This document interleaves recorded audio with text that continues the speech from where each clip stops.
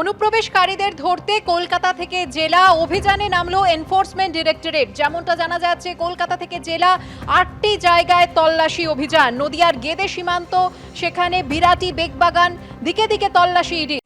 Introducing 7 Ocean, a lipstick that is absolutely you. 7 Ocean from the house of Kukumuni.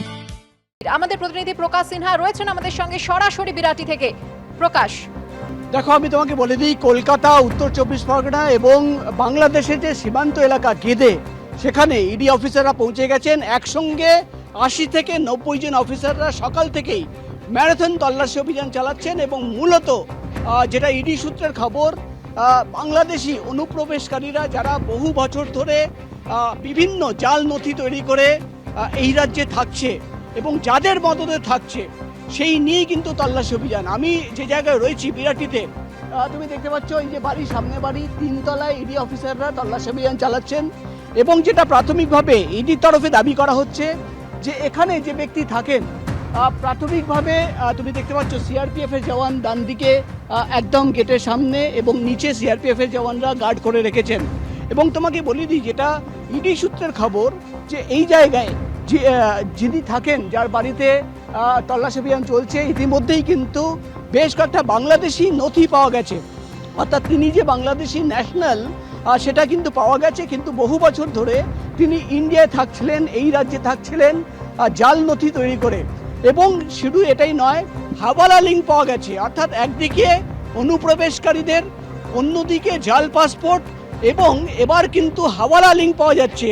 ED আধিকারিকরা দাবি করছেন যে যার বাড়িতে এই মুহূর্তে বিরাটিতে তল্লাশি অভিযান চলছে, তার কিন্তু হাওয়ালার মাধ্যমে টাকা বাংলাদেশে পাঠানো এবং সেই হাওয়ালার মাধ্যমে টাকা বাংলাদেশ থেকে এই রাজ্যে নিয়ে আসা, এমন কিছু তথ্য, এমন কিছু প্রমাণ কিন্তু ইডি আধিকারিকরা ইতিমধ্যেই পেয়েছেন।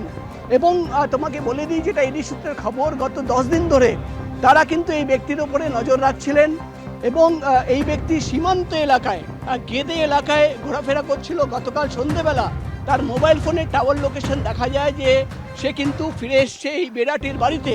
এবং আজকে সকালবেলায় ভোরবেলায় কিন্তু ইডি আধিকারিকরা এখানে পৌঁছে যান। এবং তোমাকে বলে দিই, গেদের যে বাড়িতে, সীমান্ত এলাকায় যে বাড়িতে অলোক নামের একজন ব্যক্তি তল্লাশি অভিযান চলছে, সেও কিন্তু এই ব্যক্তির সহযোগী, অ্যাসোসিয়েট, তার বাড়িতেও কিন্তু তল্লাশি অভিযান চলছে। দক্ষিণ কলকাতার বেগবাগান এলাকায় একজন ভিসা এজেন্ট, তার অফিসে এবং বাড়িতে তল্লাশি অভিযান চলছে। অর্থাৎ যেটা ইডি সূত্রের খবর, এবার কিন্তু অনুপ্রবেশকারী, অবৈধভাবে বাংলাদেশি যারা থাকতো এবং যাদের হাওয়ালা লিঙ্ক পাওয়া গেছে, তাদের তথ্য সামনে রেখেই কিন্তু তল্লাশি অভিযান চলছে। ইতিমধ্যেই যেটা ইডি সূত্রের খবর, যে ব্যক্তির বাড়িতে তারা পৌঁছেছেন, নাম এখনই ইডি আধিকারিকরা ডিসক্লোজ করতে চাইছেন না, কেন কি অনেক প্রমাণ রয়েছে যেটা কিন্তু সংগ্রহ করার বাকি রয়েছে। তার বাড়ি থেকে কিন্তু বাংলাদেশি ন্যাশনাল হিসেবে বেশ কিছু তথ্য, নথি পাওয়া গেছে। এবং বেগবাগানের যে ভিসা এজেন্টের অফিসে তল্লাশি অভিযান চলছে, সেখানে কিন্তু ইডি আধিকারিকরা দেখার চেষ্টা করছেন যে আরও কজন রয়েছে যারা কিন্তু অবৈধভাবে থাকছে। সব মিলিয়ে ফরেন্স অ্যাক্টে মামলা করে আজকে সকাল থেকেই ইডির কিন্তু ম্যারাথন তল্লাশি একেবারে এই অভিযানের দিকে আমাদের নজর থাকবে। ধন্যবাদ তোমাকে প্রকাশ।